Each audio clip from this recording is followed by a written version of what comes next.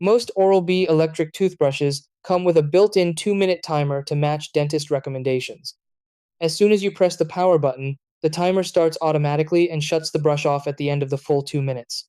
This removes the guesswork and helps ensure you brush long enough every time.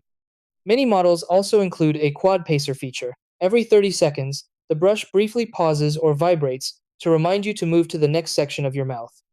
By the end of the cycle, you've evenly covered all four quadrants. Entry-level models like the Vitality series include the standard automatic timer. Mid-range and premium lines, including Pro and IO models, may add visual LED indicators, pressure-sensitive pauses, and app-based customization.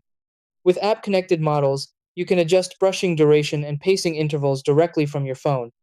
If the timer isn't working properly, check that the brush head is firmly attached and the battery is sufficiently charged. A quick reset by holding the power button for about 10 seconds can also restore normal function.